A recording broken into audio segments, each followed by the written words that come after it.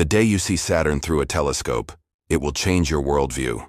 And maybe it will change your life too. Because seriously, there's nothing that can prepare us for that. You're there, looking up at the sky, and suddenly, a planet with perfect rings appears, floating in nothingness. It's not a special effect. It's not an image from the internet. It's you seeing it with your own eyes.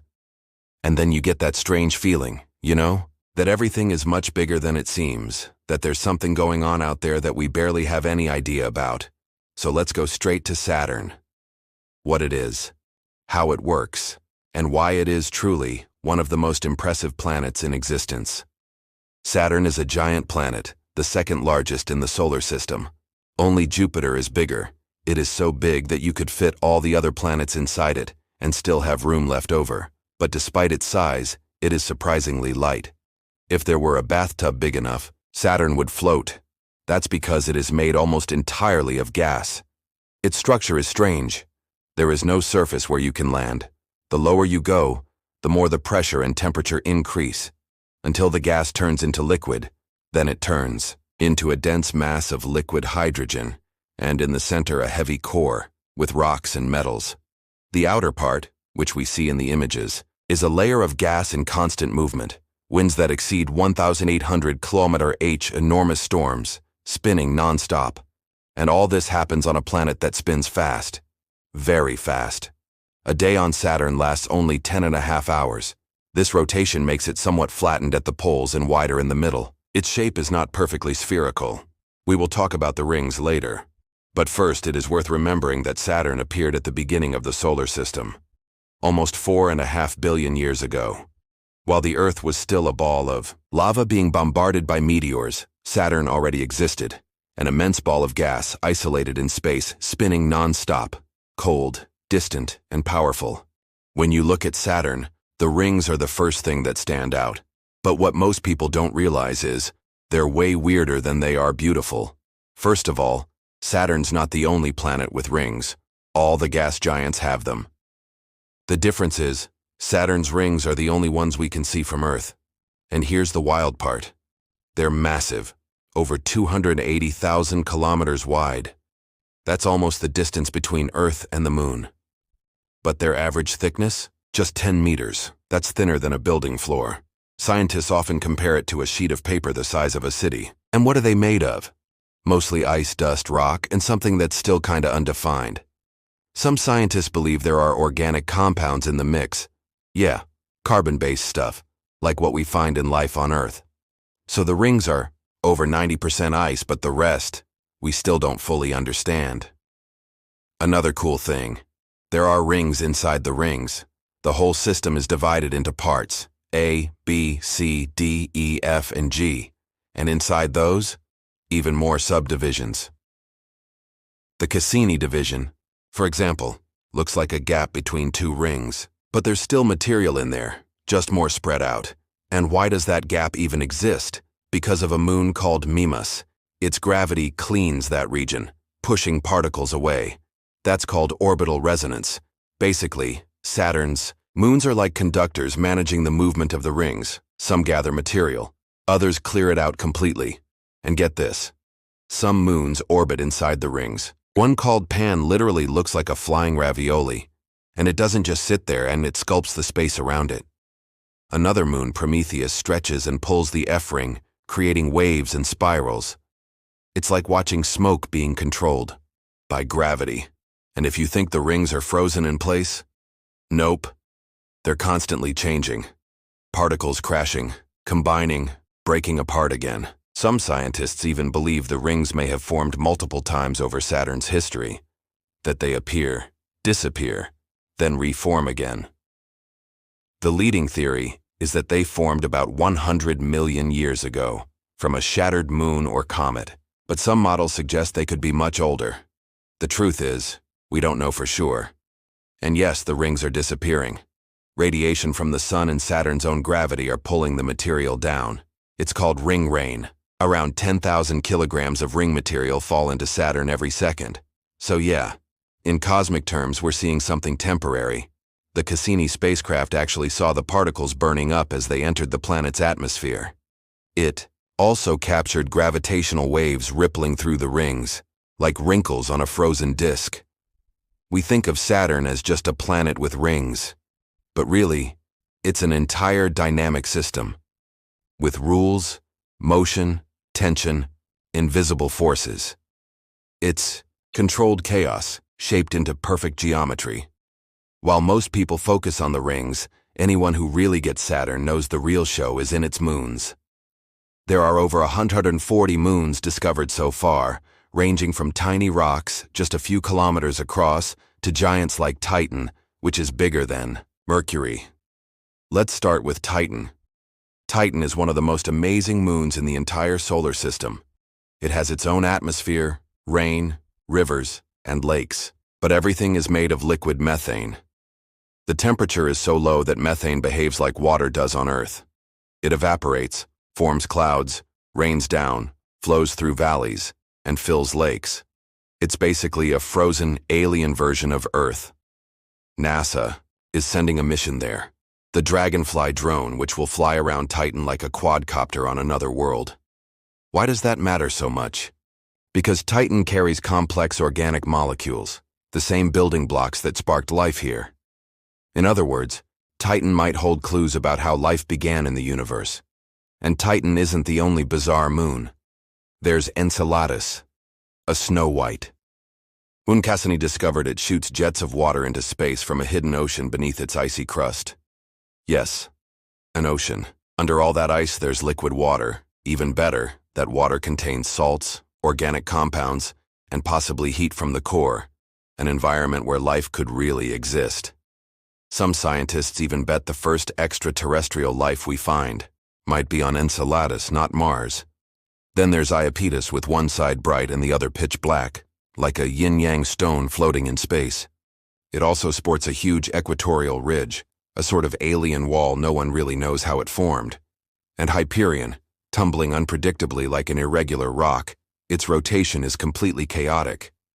And Phoebe, a retrograde moon that orbits backwards, probably captured by Saturn's gravity billions of years ago. Each of these moons seems ripped from a sci-fi movie. But they aren't films. They're real places, where unbelievable things are happening all the time. And we've barely begun to explore them. When you look at Saturn, you see this beautiful golden sphere with perfect rings around it.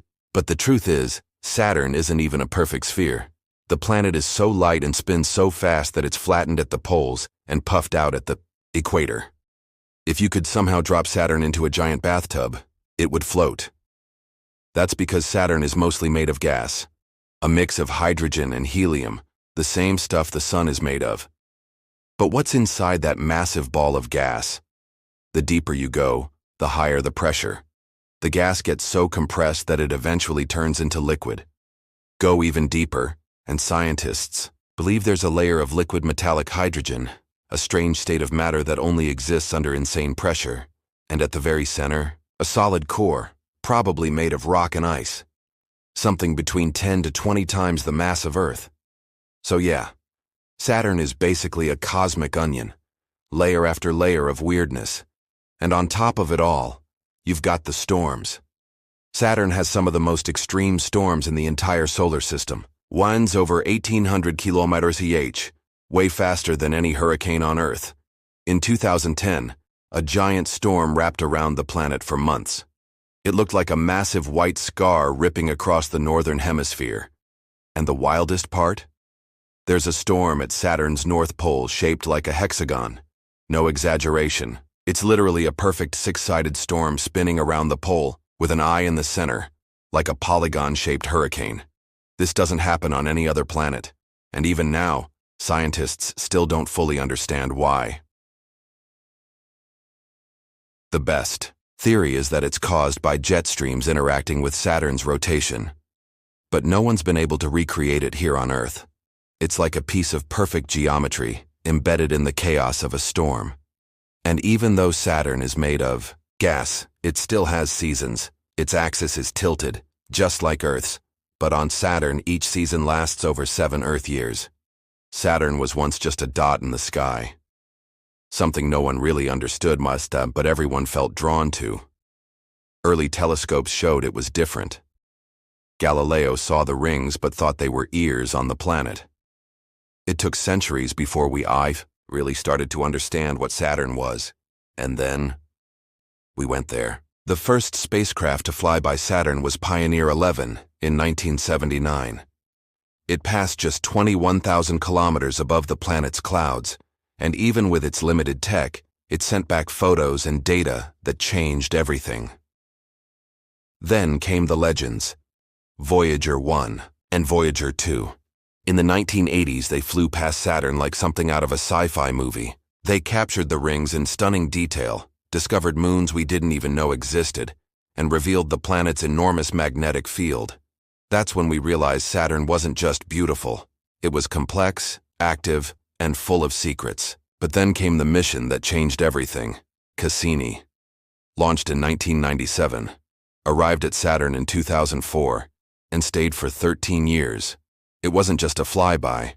Cassini lived at Saturn. It orbited the planet over 290 times, flew through the rings, got close to the moons, took images of storms, measured magnetic fields, even flew through icy plumes. And it discovered things no one expected, like how Enceladus, an icy moon, was spraying water into space, and how Titan, Saturn's biggest moon, had methane lakes and literal rain falling from the sky. Cassini was our miracle machine, and when it was time to retire, the team gave it an epic ending.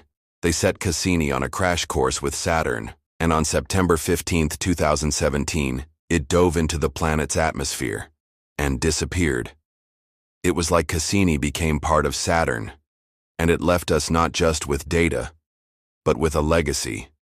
After Cassini, we never looked at Saturn the same way again. Because now, when you see Saturn through a telescope, you're not just looking at some distant object. You're looking at a place we've already touched. On Saturn, time flows differently, literally. One full day there, a complete rotation, lasts about 10 hours and 34 minutes. So while you're finishing a workday here on Earth, Saturn has already spun once.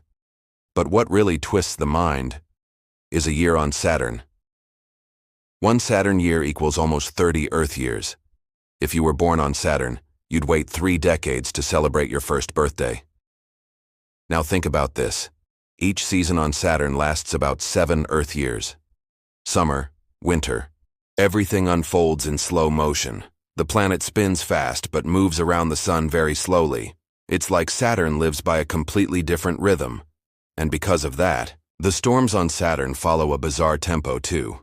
There's one called the Great White Spot, a massive storm that appears once every Saturn year. That's once every 30 Earth years. It's so huge it can be seen from Earth. Like Saturn has its own cosmic calendar, with scheduled events that don't care about us. But what does that really mean? That time isn't universal. The time we live by here doesn't apply to the rest of the cosmos. Saturn reminds us that time is relative, and that somewhere out there, 1.4 billion kilometers away, there's a planet where years last decades, seasons stretch on forever, and storms show up exactly on time. Just not on our time. Saturn is beautiful. It looks like a painting, like something out of a dream. But if you ever tried to live there, you wouldn't last a second. First, there's no solid ground. Saturn is a gas giant. That means if you tried to land, you'd just fall into thick clouds, deeper and deeper, until you were crushed by the pressure. Speaking of pressure, it's unimaginable. As you descend into the atmosphere, it increases rapidly. The force would crush any human, any ship, any structure. And then there's the wind. Saturn has some of the fastest winds in the solar system, over 1,800 kilometers per hour. That's faster than a bullet. You wouldn't just be knocked over, you'd be vaporized. The temperatures? Try 180 degrees Celsius near the top layers, and as you go deeper, it gets hotter. But not in a good way. It's not warmth you can enjoy. It's extreme, deadly heat created by pressure and friction. There's no oxygen, no surface, no sunlight that can reach deep enough to see. Even the magnetic field is dangerous. Saturn's magnetosphere traps radiation, and if you get close enough, that radiation could fry your systems, your ship, your body. Living on Saturn isn't just hard, it's impossible. But maybe that's what makes it so special. It wasn't made for us. It doesn't need us. Saturn exists on its own terms. And even though we'll never live there, just knowing it's out there, spinning in silence, crowned with rings, is enough to remind us how small we are, and how vast and strange and beautiful the universe really is. If this video made you look at the sky a little differently, just imagine what's still out there. There's a whole universe to explore, and this is just the beginning. If you're coming along for the ride, you know where to find me.